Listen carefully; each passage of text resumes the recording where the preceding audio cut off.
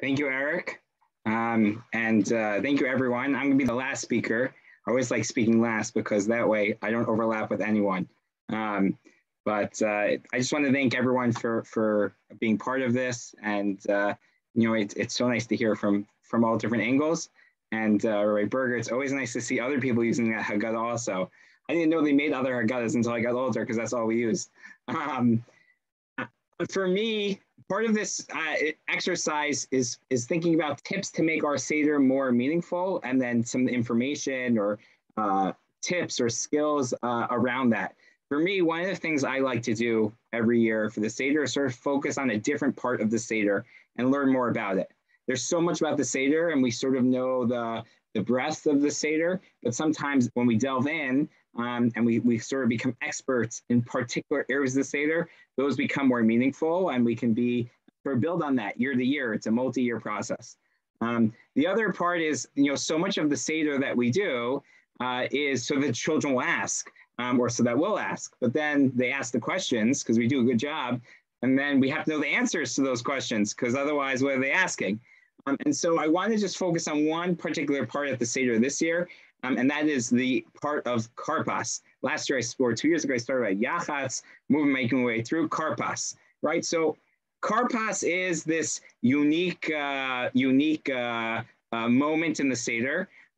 We dip something in salt water, although there are all different customs on what that something is, and what you dip it in also, whether it's salt water or something else. If you have a different custom or you have something else, I'd love to hear in the chat, what you use. We use potato. There's some people who use bananas. They're all different customs as to what you use for karpas. The question is why, right? And so the first answer is, so the children will ask. Excellent. Now the children have asked, why are we doing this? Right? Now you have to know the answer, right? So for some, and I want to give a couple of answers.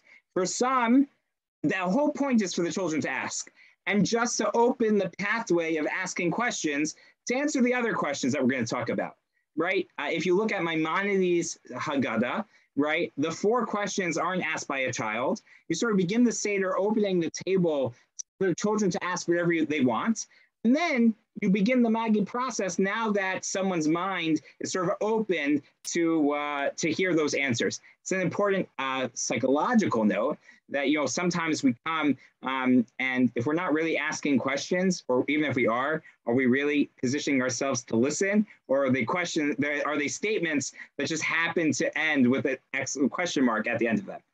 So, all right, so maybe part of this is just so that people will ask, that we're dipping something in the water now, that's unique, that we're eating something before the main course, that's unique, but is there something more? So here are a couple ones to think about for your Seder. If there are other ones or ones that you always found meaningful, please send it in the chat. Like I said, this year I've been thinking a lot about Karpas, so I'd love to take it all in.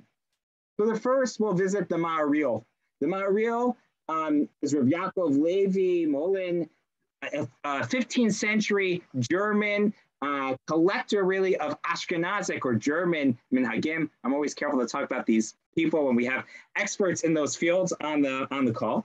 And the Ma'aril notes that the whole point of Karpas is to stir up our appetite, right? You eat a little bit, and we're always hungrier after Karpas than before. Why? Because we ate a little bit. The Ma'aril thinks that this is part of an exercise to get our gastric systems in order so that we'll be excited to eat the matzah, right? And that's what the Ma'aril suggests, that the way of a rich person, of cherut, of freedom, is so that you eat a little bit and so that you'll enjoy the food better later. And that's what Karpas is all about. We're so excited to eat the matzah, and so we are sort of forcing ourselves to even be more hungry to anticipate the matzah. I think that puts a little bit of a time limit of how long our Maggid can be, but that's a separate question. The Bach and the Pri Megadim, 2 other halachas of the Bach, Rav Yoel Sirkis, many years later, notes in the same vein that actually it's supposed to tide this over, right? You're hungry, you're sitting out of the Seder, so you have a little bit to eat, so you have a little bit more to go for Maggid. It's sort of the same idea, but in reverse, right? It's that bit of carbs before our Maggid marathon. So you won't be too hungry, and you'll be able to get the story going. The Rokeach, a 13th century German halachis Talmudists, Piasists, Hasidei Ashkenaz, actually takes us in a totally different direction.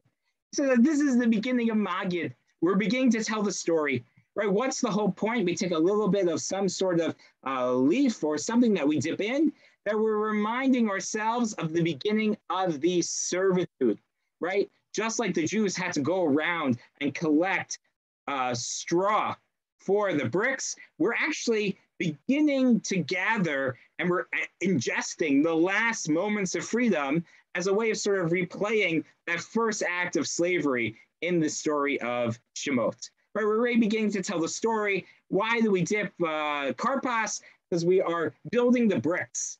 And that's why we dip it in water. We're building the bricks in Egypt. Very tactile sort of experience. The Brander, I haven't found the source for this. I'm sure there is. But in the Brander family, the answer to this question is very straightforward. And our Seder earns you 3 marshmallows.